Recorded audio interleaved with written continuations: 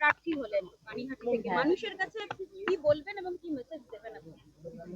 পশ্চিমবঙ্গ যে দুর্নীতিতে ডুবে আছে, না মেয়েদের কোনো সুরক্ষা নেই, নারীদের কোনো সম্মান নেই।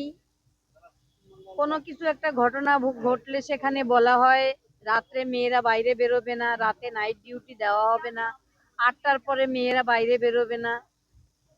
এইসব কথা যিনি বলেন তিনি আমাদের মুখ্যমন্ত্রী, তিনি আমাদের স্বাস্থ্যমন্ত্রী, তিনি আমাদের পুলিশ মন্ত্রী। আমার এটাই দাবি যে সবাই ভয় না পেয়ে সবার নিজেদের অধিকারগুলো সম্বন্ধে সচেতন হও এবং অধিকারগুলো ছিনিয়ে নেওয়ার লড়াই।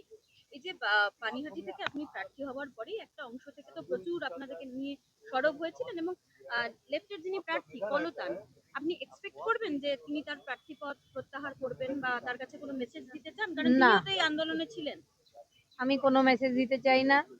সারা বিশ্ববাসী আমার আন্দোলনের সঙ্গে ছিলেন, সারা পশ্চিমবঙ্গবাসী আমার আন্দোলনের সঙ্গে থাকবেন, এবং এটুকু আমি অ্যাসিওর করছি যে সারা পশ্চিমবঙ্গবাসী যেভাবে আমার মেয়ের মৃত্যুটাকে তাদের ঘরের নিজের মেয়ের মনে করেছিল, সেইভাবেই তারা আমার পাশে থাকবেন এবং এই তৃণমূলকে মূল সমেত আমরা উপড়ে ফেলতে পারবো। লড়াইটা কাদের বিরুদ্ধে বেশি স্ট্রং এবং জোরদার হবে? তৃণমূলের। কলতানকে নিয়ে আপনার বক্তব্য কি? ও আমার ছেলের মতো, ও আন্দোলন করেছে, ওর বিরুদ্ধে আমি কিচ্ছু বলবো না। পানিহাটির মানুষকে আলাদা করে কিছু বলতে চান? হ্যাঁ, পানিহাটিবাসীকে বলবো আপনারাই জিতবেন, আপনারাই আসুন আমার সঙ্গে, আপনারাই জিতবেন। এটা পানিহাটিবাসীর জয় হবে।